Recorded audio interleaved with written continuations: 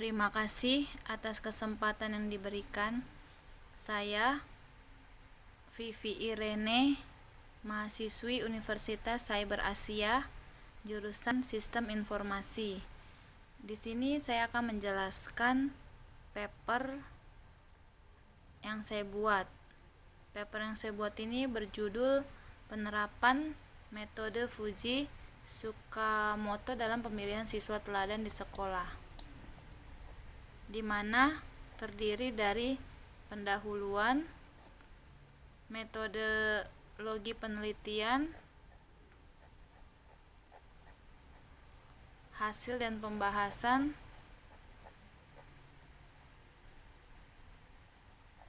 kesimpulan dan referensi. Yang pertama, kita masuk ke metodologi penelitian. Metodologi penelitian terdiri dari definisi, metode pengumpulan data, metode pembangunan sistem, analisis dan penyelesaian masalah, serta himpunan input dan output keanggotaan Fuji. Hasil dan pembahasan terdiri dari langkah penyelesaian, tampilan layar aplikasi, pengujian program.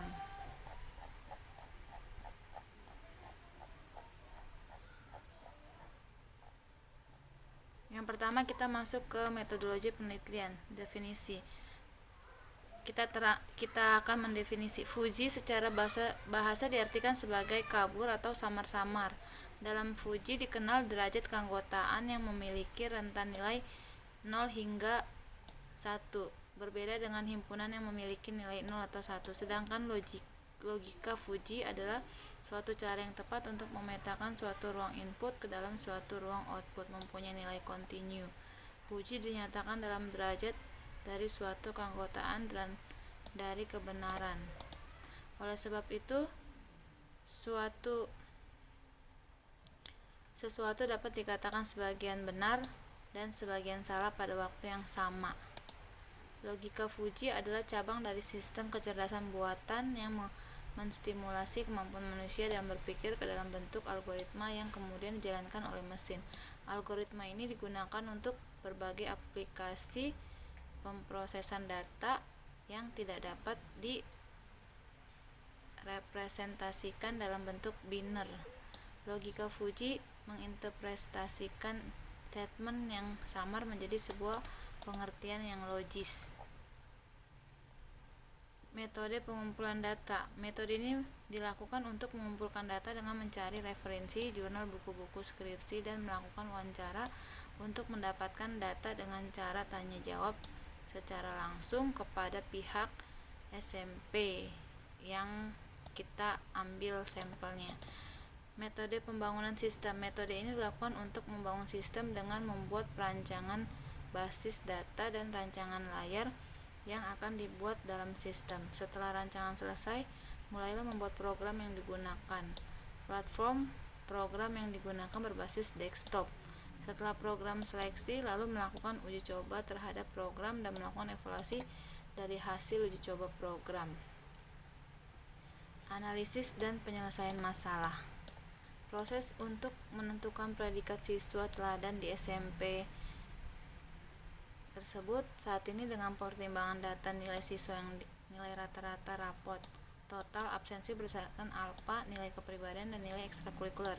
Pertama-tama, para guru mata pelajaran dan guru ekstrakurikuler memberikan hasil nilai akhir semester siswa kepada guru wali kelas, lalu guru wali kelas meratakan total nilai rapot, absensi, kepribadian, dan ekstrakurikuler, lalu wali kelas meminta izin kepada kepala sekolah untuk mengadakan musyawarah dengan para guru untuk menentukan siswa yang layak mendapatkan predikat siswa teladan.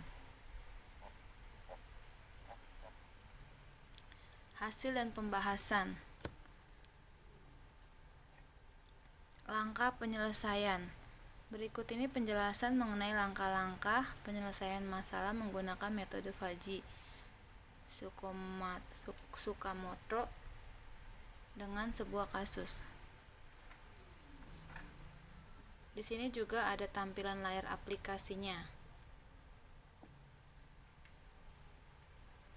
Tampilan layar dari form menu utama seperti ini contohnya. Berikut ini adalah tampilan layar dari form data siswa. Dalam form data siswa berfungsi untuk menyimpan, menghapus, dan mengubah data siswa. User bisa memasukkan data siswa berupa NIPD, nama alamat, kelas, semester, jenis kelamin, dan usia.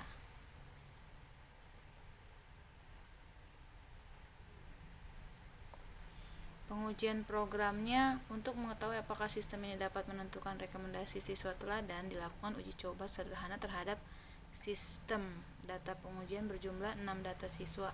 Hasil pengujian dapat dilihat dari tabel 3 dan tabel 4 di bawah ini. Di sini ada hasilnya. Hasil pengujian, daftar nilai tiap kriteria. Berdasarkan hasil di atas menunjukkan bahwa menurut perhitungan Fuji Inference System dengan kriteria nilai absensi, nilai rata-rata rapot, nilai kepribadian, dan nilai ekstrakurikuler yang telah dimasukkan, maka siswa dengan hasil probabilitas 70 mendapatkan predikat siswa teladan dan nilai tertinggi yang diperoleh adalah 88,38.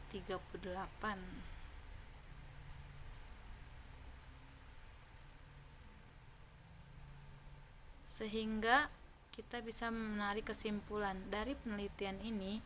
Dapat disimpulkan bahwa Fuji dapat digunakan untuk menentukan predikat siswa teladan.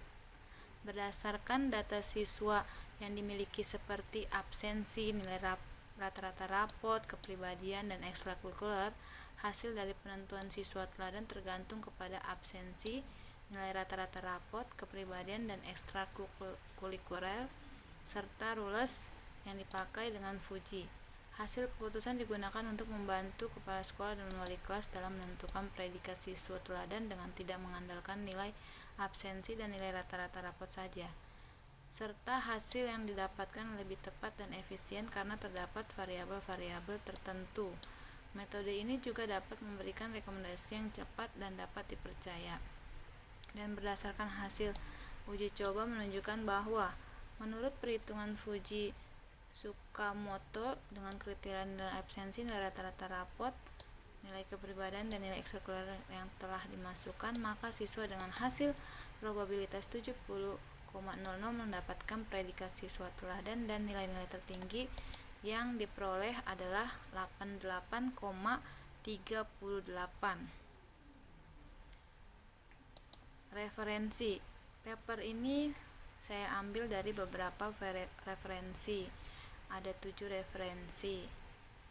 Yang pertama Saifullah Winarno, WW, dan lain-lain. Yang kedua Anggun A, Marisa F, dan Wijaya ID. Yang ketiga Erlangga dan Darmawan, YY tahun 2018. Yang keempat Murti T, Abdillah LA, dan Sobri M tahun 2015. Yang kelima Parewe AMAK dan Mahmudi WF tahun 2016. Yang keenam Kusuma Dewi S dan Purnomoha tahun 2010. Aplikasi logika Fuji Tsukamoto untuk pendukung keputusan Yogyakarta Graha Ilmu. Yang ketujuh Gautama MG tahun 2010, penentuan jurusan di SMA Negeri 8 Surakarta dengan Fuji Inference System atau FIS. Mamdani skripsi Surakarta Universitas 11 Maret. Beginilah paper yang saya buat. Kurang lebihnya bisa dimaafkan. Terima kasih atas kesempatan yang diberikan. Paper saya ini terdiri dari 7 halaman dan saya buat berdasarkan referensi-referensi yang ada. Terima kasih atas kesempatan yang diberikan. Kurang lebihnya saya mohon maaf atas perhatiannya. Saya ucapkan terima kasih. Selamat sore.